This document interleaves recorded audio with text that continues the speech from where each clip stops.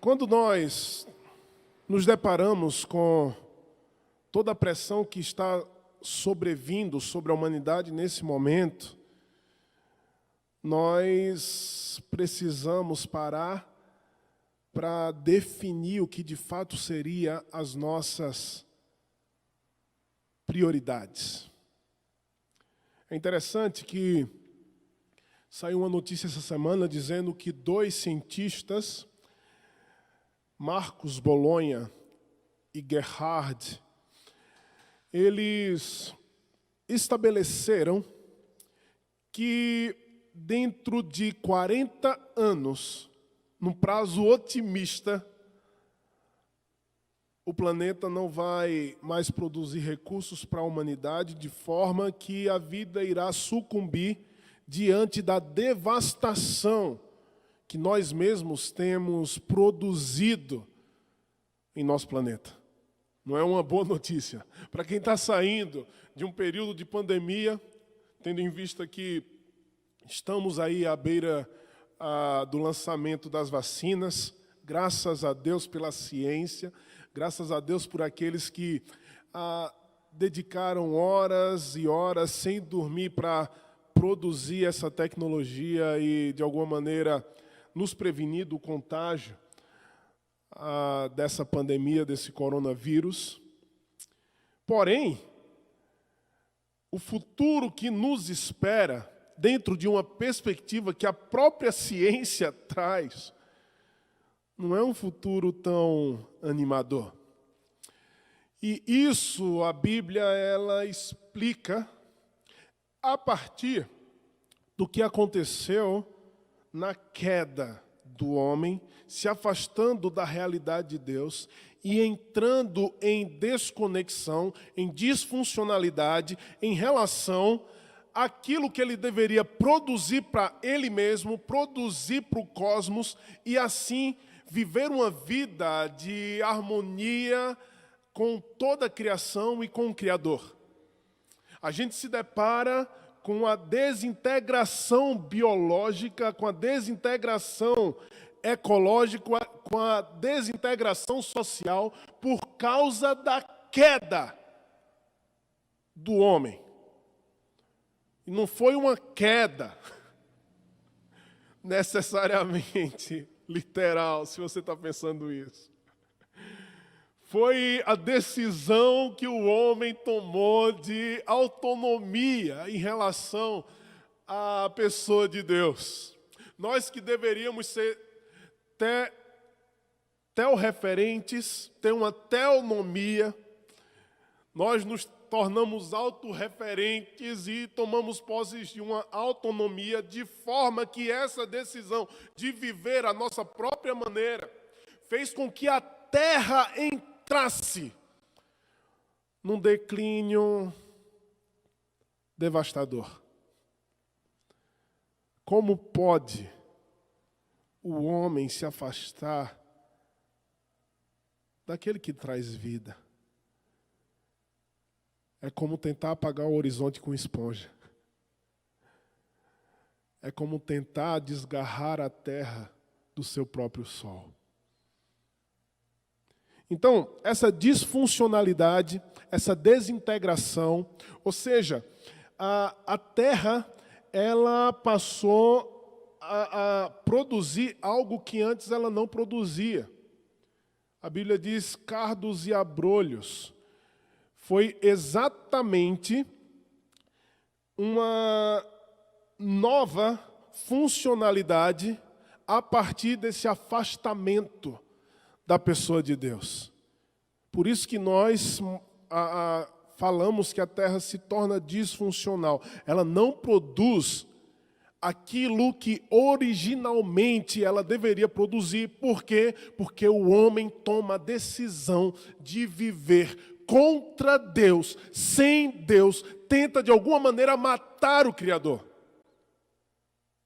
Além de passar a produzir espinhos, plantas que não deveriam existir, plantas que de alguma maneira ferem a própria criação, ferem a humanidade, a terra passou a produzir desertos, a terra passou a produzir dilúvios, a terra passou a produzir terremotos, a terra passou por um processo de desorganização novamente. É o que a ciência chama de lei de entropia. O que é que diz a entropia? Que tudo tende a se desorganizar. Isso é a nova lei que rege todo o cosmos, diante da tentativa do homem viver totalmente distante da pessoa de seu Criador, se tornando Deus de si mesmo, e imputando sobre si uma autocondenação que o leva à destruição. Como falou esses dois cientistas, o Gerhard e o Marcos Bolonha. Então, quando a gente se depara com as Escrituras, a gente vê que o processo de devastação sociocultural que a humanidade passou a enfrentar a partir do momento que decidiu viver sem Deus é, de fato, grande. Esse processo é abrangente. Começa a partir da pessoa de Caim. Vocês lembram dessa história? Caim matou Abel. Isso me faz lembrar um amigo meu, presbítero André Yu.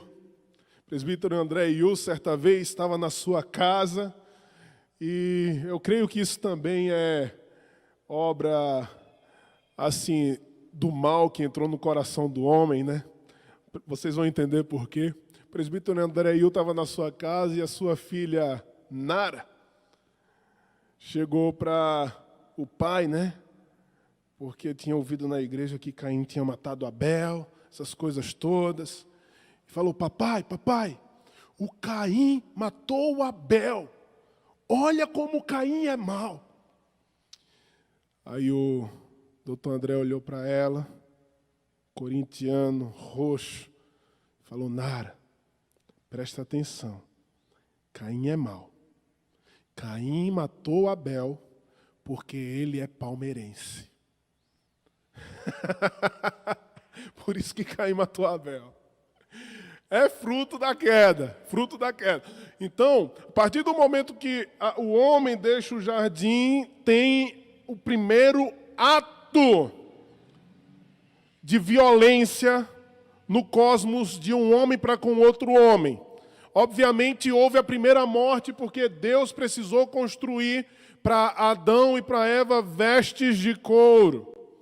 Então, houve ali o primeiro sacrifício que já apontava para a solução que viria no fim. Porém, a partir de Caim, vem a construção de uma cidade, a cidade de Enoque. A gente vê um contexto agora sendo formado, por quê? Porque nós somos seres culturais, nós fazemos a cultura. A partir de uma cultura pode se estabelecer, a partir dessa relação de um para com o outro homem, na transmissão de pensamento, na transmissão de atitudes, é que a cultura acontece. Uma cultura de violência surge. Enoque, que é filho de Caim, ele constrói uma cidade. Naquela cidade está havendo uma cultura de exploração e poder. Afinal de contas, era a cidade de Enoque. Depois daí vem Babel. E Babel é a expressão de total desunião. Abel é a expressão de total desarmonia do homem para com o outro homem, de forma que eles são dispersos. Afinal de contas, eles queriam erigir para si algo que centralizava neles o poder. Era um caminho de autodestruição. Porém, qual era o desejo de Deus? E vocês vão entender sobre esse repensar o nosso propósito a partir do primeiro capítulo da Bíblia, Gênesis capítulo 1, que vai falar para mim e para você que em 7 dias, Deus ele fez do caos um cosmos. Em 7 dias, Deus fez daquilo que estava em desarmonia algo harmônico. Em 7 dias, Deus fez daquilo que era apenas um caldo ou uma matéria bruta, Deus fez com que houvesse vida através do seu sopro de vida, de sua palavra de criação. Isso é extraordinário, é o que a gente chama de fiat divino. Aquilo que Deus falava, Ele trazia existência, aquilo que Ele pensava, a partir da sua fala, a existência acontecia. Isso é extraordinário. Isso revela não apenas o poder, mas a figura de um grande artista ou de um grande pintor, trazendo à tona a sua composição, a sua obra. Pode ser, como o apóstolo Paulo chamava, um poema. Ele estava trazendo para fora o seu poema, e o poema de Deus é tudo isso que nós vemos de belo que ainda existe, em detrimento à escolha humana de destruir, de desorganizar, de fazer violência. Afinal de contas, ele perdeu a referência. Perdendo essa referência, ele se torna autorreferência, distante daquele que é todo bondoso e constrói esse ambiente de angústia, dor e devassidão que nós vivemos. Mas em 7 dias, esse Deus, Ele faz com aquilo que era letárgico, algo vivo, dinâmico. Ele tira do silêncio, a partir da nossa visão, não da dele, porque Deus não estava em silêncio, Deus estava em festa. E faz uma grande celebração, uma grande orquestra, de forma que a intenção de Deus era, no lugar da violência, no lugar da exploração pelo poder e do lugar da falta de unidade, a falta de união entre homens e mulheres de todas as raças e de todas as tribos.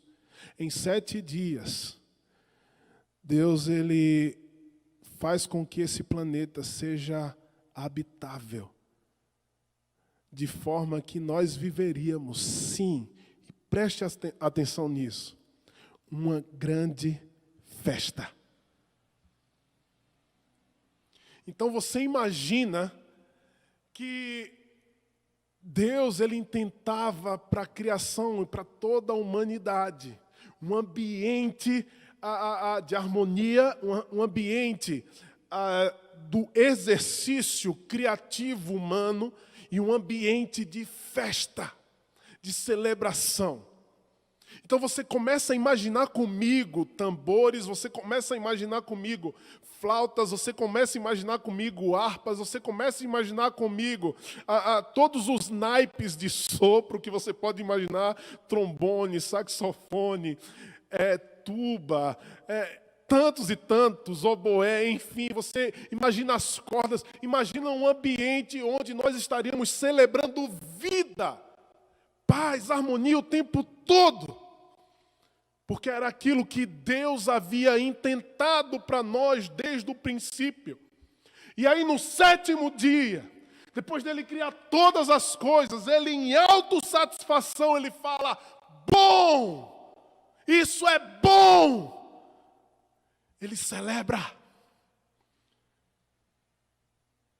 Esse termo é usado nas Escrituras para celebrar um casamento, ou a degustação de um bom vinho.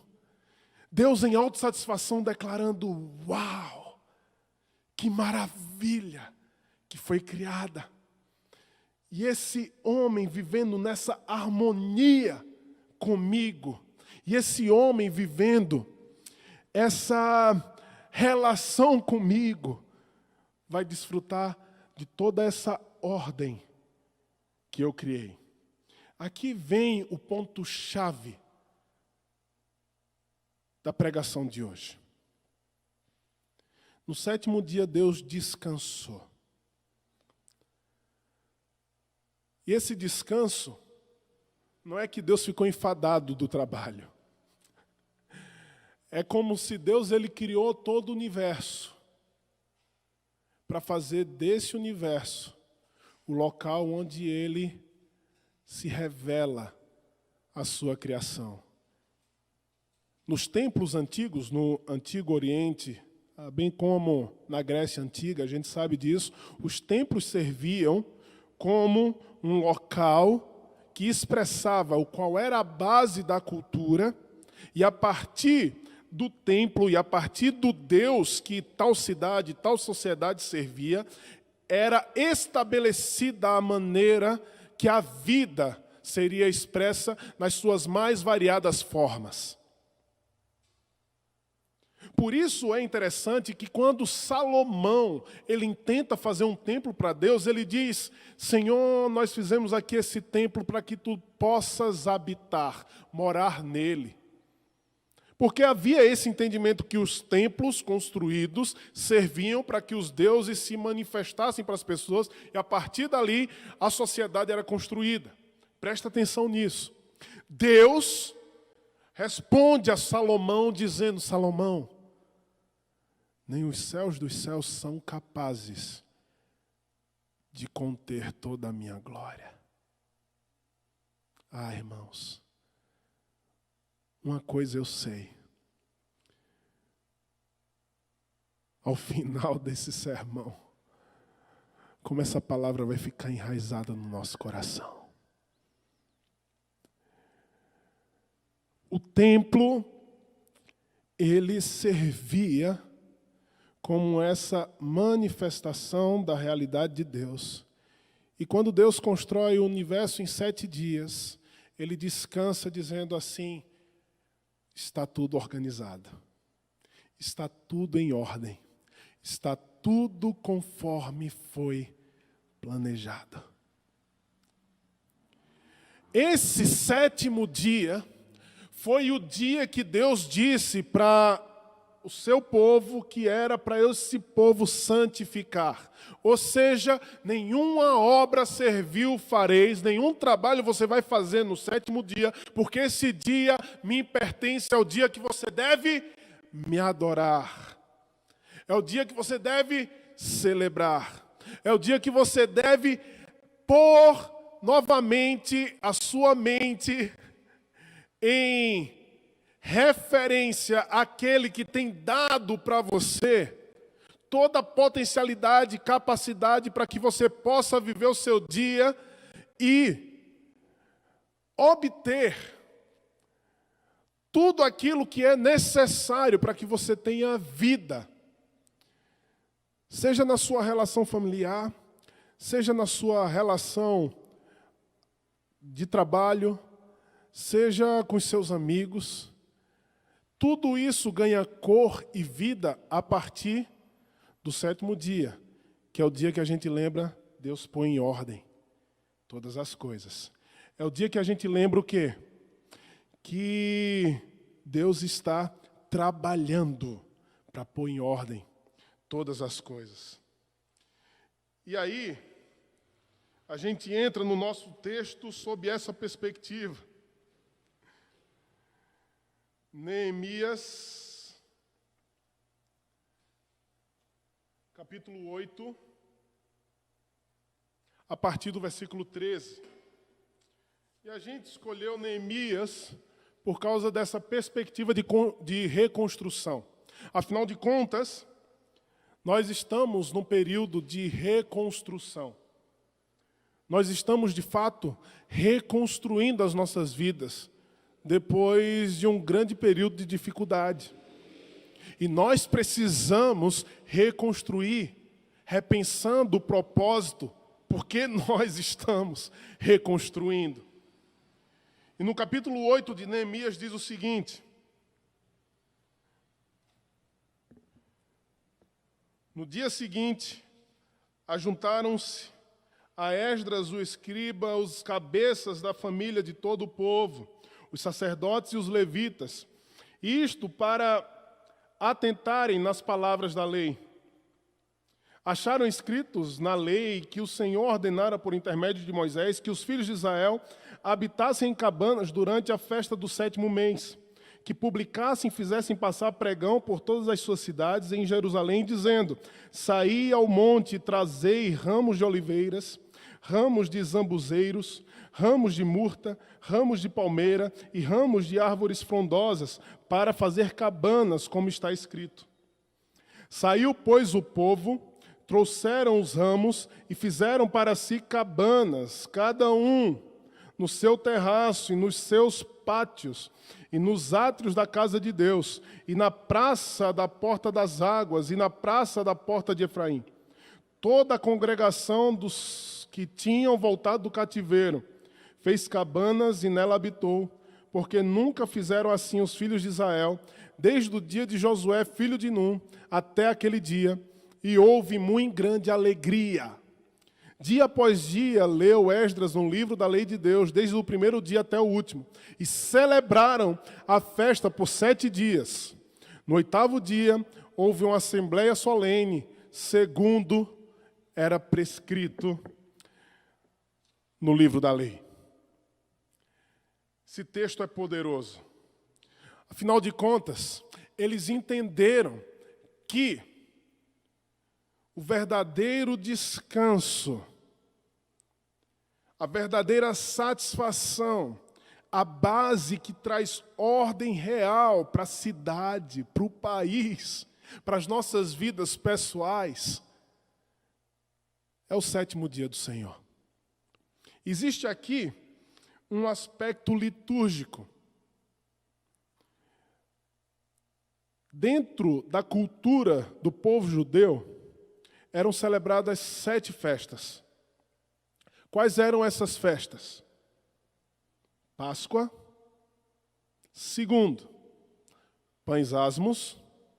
3º, primícias. 4, Pentecostes. 5, trombetas. 6, expiação. E a festa da expiação e das trombetas já estão aqui nesse mês 7. E 7, festa dos tabernáculos. E a festa dos tabernáculos, ela foi assim feita para relembrar ao povo de Israel a sua identidade. E qual era a sua identidade? Uma identidade de peregrinos. Por quê? Porque eles haviam acabado de sair do Egito, e saindo do Egito, onde eles eram escravos, e onde eles não podiam mais viver tudo aquilo que Deus tinha, sim, em mente, para que eles pudessem viver como gente, viver como povo de Deus. Pelo contrário, eles estavam vivendo como pessoas nas mãos de um executor, nas mãos de um explorador, pessoas nas mãos de um vício, pessoas nas mãos de alguém violento, pessoas nas mãos daquele que traz morte. Tanto é que os filhos de Israel foram mortos pelos egípcios. É interessante que, pensando nessa figura, a gente olha para a nossa própria vida, quando nós vivíamos afastados do Evangelho, quando nós vivíamos afastados da realidade de Deus. Cristo Jesus vem ao nosso encontro, como diz Colossenses, e nos resgata do império das trevas, nos trazendo para o império do seu Filho amado. Nos resgata do cativeiro, fazendo com que nós sejamos família. Essa figura do resgate no Egito e de peregrinação pelo deserto é a figura que traz à tona o cuidado de Deus habitando entre o seu povo, que erigiu um tabernáculo no deserto, que representava que Deus está em nosso meio. Essa era a festa dos tabernáculos. No Shabat, no dia 7, 7 dias, 7º mês, Deus vem e se manifesta através de uma atividade litúrgica. Isso é muito importante. Se você quer recomeçar a sua vida, você deve estabelecer de fato que você vai dedicar, isso é litúrgico, o 7º dia para o Senhor. Ou seja, você tem que adorar como povo de Deus. Você tem que adorar como comunidade. Por enquanto, alguns não podem estar aqui conosco, apesar de termos alguns aqui. Mas é fundamental nós, como comunidade, exaltarmos aquele que tem trazido ordem em meio a esse mundo de caos. E nós somos esse povo que peregrina em direção àquilo que Deus ele tem preparado para nós. Desde antes da fundação do mundo, aquilo que Ele sempre intentou no seu coração. Esse universo maravilhoso, onde não haverá todas as idiosincrasias que nós estamos acostumados a enfrentar na nossa vida. Então essa liturgia, essa festa, o povo colhendo lá a madeira, fazendo cabanas e habitando em cabanas durante 7 dias, formava a mentalidade do povo de Israel. Formava a mentalidade do povo de Deus. A nossa formação cognitiva, ela está diretamente relacionada a como nós usamos o Shabat, ou dia de descanso. Pessoas vão usar o Shabat, ou dia de descanso, o dia de reordenar a vida, para ir numa happy hour. Vai para uma balada. É o meu dia de descanso, eu vou usar para ir para uma balada. Lá eu vou reorganizar a minha vida. Outras pessoas vão usar esse dia de descanso para ir no jogo do Corinthians. Afinal de contas, loucos por ti, Corinthians. Outros vão lá ver o jogo do Palmeiras, que foi campeão ontem. Torci pelo Palmeiras ontem. Tudo isso manifesta o quê? A base da sua vida e da sua existência. Porém, são como cisternas sem água. São como cisternas que não produzem vida. Pelo contrário, são areias movediças que cada vez mais paralisam você. Nós fomos criados para a festa dos tabernáculos. Nós fomos criados para a celebração sabática do Shabat, para a celebração da vida a partir dessa liturgia da nossa existência, da nossa vida, que Deus mesmo estabeleceu para que nós relembremos quem nós somos, para onde nós estamos caminhando. É esse dia de celebração. E aí a celebração mesmo, o texto diz que eles celebravam com muita alegria. O que é que representa para você muita alegria? Cara, vou te contar, cara, eu já fui nos negócios que era muita alegria. Umas festas que a gente fazia assim na presença de Deus, que era muita glória. Tinha uma noite num acampamento, quando eu era adolescente, chamado Acamp. O nome do acampamento era Acamp. Eu tinha esquecido, são muitos acampamentos que eu já fui. E nessa noite, estava acontecendo manifestação muito especial do Espírito Santo de Deus. E a gente falava assim, hoje a gente vai ter uma noite cocomba. Os cocombas é uma tribo que Ronaldo Lidório, um missionário, serviu, que eles começavam a celebração às 4 horas da tarde, ou 3 horas da tarde, enfim, a turma ia chegando, ficava ali 6 horas, adorando a Deus. E aí, os caras assim pulando o tempo todo. Nesse acampo era assim também. Imagina 6 horas de muita adoração a Deus. A gente pulando de alegria. Era muita alegria. Qual foi a última vez que você viveu essa experiência de intenso júbilo, de intensa alegria? Porque esse é o coração de Deus. Nesse exato momento, Deus ele está ainda que sofrendo por aquilo que acontece entre nós, a humanidade que deveria estar em total harmonia com Ele. Ao mesmo tempo, nesse momento, Deus ele está explodindo em alegria por causa daquilo que Ele está observando no final. Tudo sendo restaurado. Tudo sendo posto em ordem. Para que o descanso, ou a harmonia, a beleza, a música e a alegria sejam plenamente vividas pela humanidade.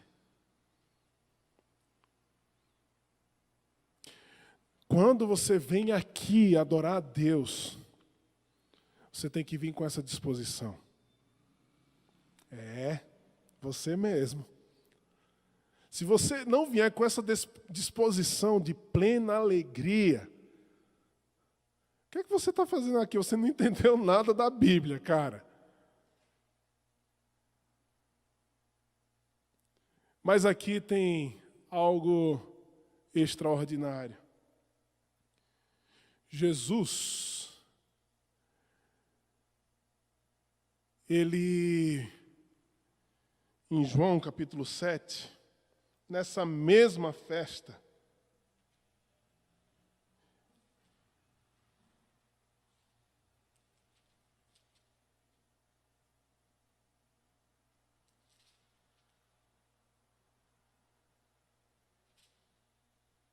ele declara, no versículo 37, no último dia, o grande dia da festa, que é a festa dos tabernáculos, levantou-se Jesus e exclamou, se alguém tem sede, venha a mim e beba. Quem crê em mim, como diz as Escrituras, no seu interior fluirão rios de água viva. Isto ele disse com respeito ao Espírito que havia de receber os que nele crescem. Por isso o Espírito, até aquele momento, não fora dado, porque Jesus não havia sido ainda glorificado. Então era o último dia da festa. E nesse último dia da festa, depois que os sacrifícios eram feitos, porque o sacrifício representava a salvação de Deus, o perdão de Deus, a reconciliação com Deus, apontando para aquilo que Deus faria no futuro, apontando para o Messias que viria, que redimiria. Uma água era lançada sob a mesa de holocaustos. O local onde o holocausto era feito, onde o sangue era derramado, para limpar aquele sangue, mas também representava a provisão de Deus no deserto, representava a prosperidade. E aqui vem o verdadeiro conceito de prosperidade. Prosperidade tem a ver, sim, com aquilo que Deus vai nos dar em nossa provisão, de forma que a gente não vai mais precisar. Isso aponta, isso tem um sentido profético, do enfado e da canseira que nós estamos acostumados a viver em um mundo que parece que está contra nós. Essa água representava que Deus vai suprir todas as nossas necessidades. Então a festa do tabernáculo estava rolando lá. Enquanto isso, a turma estava cantando e gritando Hosana. E Hosana significa salva-nos, Senhor, e nos dá prosperidade. Salva-nos, Senhor, e nos dá prosperidade. Nesse dia, eles faziam uma procissão de 7 voltas. Número 7 representa a ordem, completude, perfeição. De 7 voltas sobre aquela mesa onde os holocaustos eram feitos. Nesse contexto, imagina que agora as pessoas elas tinham dado aquelas 7 voltas, o sacerdote estava derramando a água e Jesus grita: quem crê em mim, como diz as Escrituras, do seu interior fluirão rios de água viva. Ele está dizendo assim: o tabernáculo, o Salvador, o Messias, o reino de Deus começou. De forma que se você acreditar nas minhas palavras, crer naquilo que eu sou, crer que eu sou enviado de Deus para trazer esperança para você e para todas as nações, se você crê que eu sou o esperado de todas as nações, você nunca mais vai buscar descanso e satisfação em coisas tão pequenas e tão fúteis. Porque por melhor que seja, e aqui não há uma proibição, aqui há uma troca de satisfação. Porque melhor que seja tudo aquilo que a gente faz, nada satisfaz como a relação com o nosso Deus. A prosperidade e a salvação que os judeus esperavam era mediante a pessoa de Cristo Jesus. E esse Jesus, ele diz para você: vem a mim, vem a mim, vem a mim. Irmãos, o Shabat de Deus, essa celebração em comunidade, essa liturgia da vida, quando a gente repensa as nossas prioridades e propósitos, revela para mim e para você que nós esperamos por algo maior. Por isso que Atos, capítulo 15, Tiago, e para mim esse é um dos capítulos cruciais para a compreensão das Escrituras, mas também é um dos capítulos cruciais para a missão da igreja desde do livro de Atos. E no verso 16, na argumentação que Tiago faz, aqueles irmãos diante da controvérsia da igreja gentílica, alguns costumes que os gentios tinham e que os judeus não aceitavam. Tiago, ele diz no verso 16: cumpridas estas coisas, voltarei e reedificarei o tabernáculo caído de Davi, e levantando das suas ruínas, restaurá-lo-ei, para que os demais homens busquem o Senhor, e também todos os gentios, sobre os quais tem sido invocado o meu nome, diz o Senhor, que faz estas coisas conhecidas desde os séculos.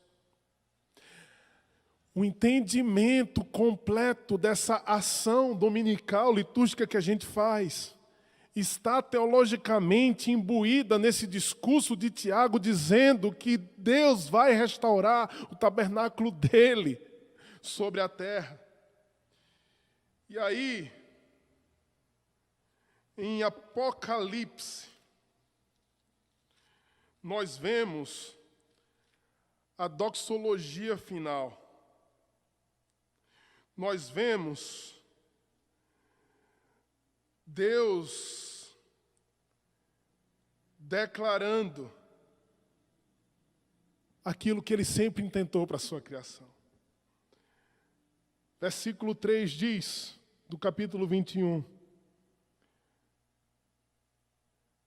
Vou ler do verso de 1 a 3. Vi novo céu e nova terra, pois o primeiro céu e a primeira terra passaram e o mar já não existe.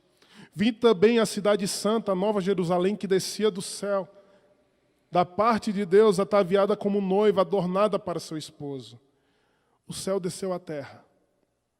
Aqui é uma visualização de tudo restaurado. Então ouvi grande voz vinda do trono de Deus, dizendo: eis o tabernáculo de Deus com os homens. Deus habitará com eles. Eles serão povos de Deus, e Deus mesmo estará com eles. E lhes enxugará dos olhos toda lágrima, e a morte já não existirá, já não haverá luto, nem pranto, nem dor, porque as primeiras coisas passaram. O que é que traz ordem, descanso, satisfação para você? Um discurso de morte que tem dito que, na melhor das hipóteses, a humanidade sobreviverá mais 40 anos. Ou a realidade do poder do Deus vivo, dizendo para mim e para você: vocês são o meu tabernáculo. Eu habitarei com vocês para todo sempre. Eu estou reorganizando todas as coisas, de forma que beleza, harmonia, criatividade, música e festa reinarão para todo sempre. Deus nos chama a vivermos como uma antivisão, como uma antessala do céu, como uma antecipação daquilo que virá no futuro. O apóstolo Paulo diz que nós somos tabernáculo de Deus. Em você habita o Espírito Santo de Deus. E você foi chamado para manifestar essa habitação na terra. Deus toca o mundo através das nossas vidas. Qual tem sido a liturgia da sua vida? Qual tem sido o propósito da sua existência? O que é que tem lhe dado sentido e significado? Nessa manhã, eu desafio você a ser um homem litúrgico, colocando Deus como a base da ordem, da organização e da reconstrução da sua existência. Vamos orar?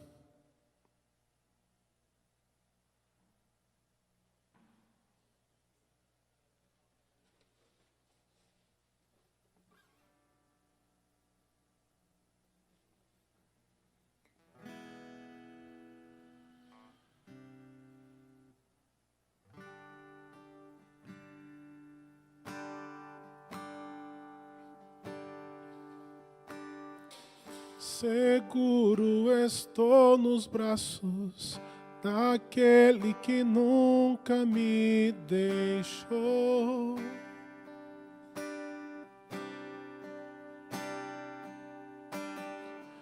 Seu amor perfeito sempre esteve repousado em mim.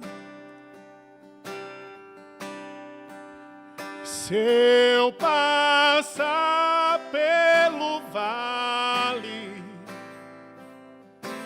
acharei conforto em teu amor, pois eu sei que és aquele que me guardas, me guardas.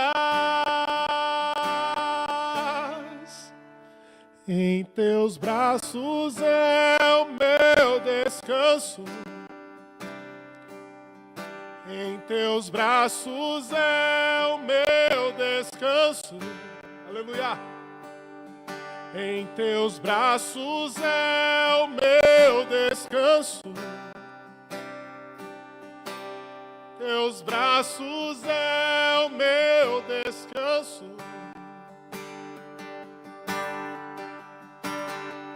Seguro estou nos braços daquele que nunca me deixou. Adoro, adoro. Seu amor perfeito sempre esteve repousado em mim. Sim, se eu passar pelo vale, acharei conforto em teu amor, pois eu sei que és aquele que me guardas, me guardas. Em teus braços é o meu descanso. Aleluia. Em teus braços é o meu descanso. Em teus braços é o meu descanso. Em teus braços é o meu descanso. Recaio, recaio em tua graça.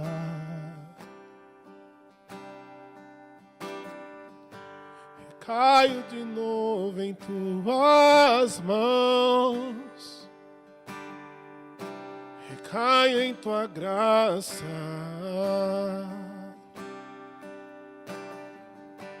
Recaio de novo em tuas mãos.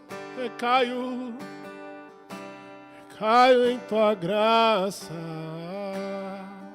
Oh.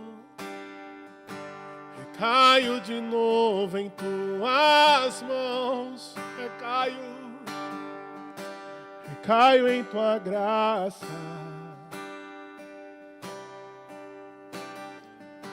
Recaio de novo em tuas mãos.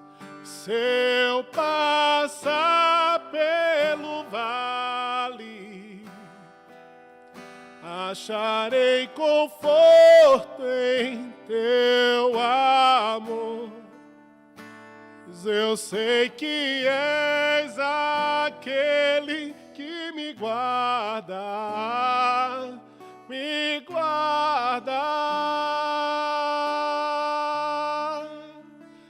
Em teus braços é o meu descanso. Em teus braços é o meu descanso. Em teus braços é o meu descanso. Em teus braços é o meu descanso. Espírito Santo me diz que Ele está alcançando alguém que está em tristeza de alma agora. Alguém que está sem esperança. Alguém que está com ansiedade e com medo. Ele está te alcançando. Ele está dizendo, não corra para lugar nenhum. Corra para mim. e achareis descanso para as vossas almas. Eis que o tabernáculo de Deus está em nós. O Espírito Santo de Deus habita em nós. Se você quer mais do Espírito Santo, busque, e do seu interior fluirão rios de água viva. Uma fonte eterna a jorrar, que não vai passar, que não vai parar. Que a graça do nosso Senhor Jesus Cristo, que o amor de Deus nosso Pai, que a vida, a comunhão e o poder do Espírito Santo esteja sobre você, hoje e sempre. Amém. Deus abençoe, gente. Deus abençoe. Deus abençoe vocês.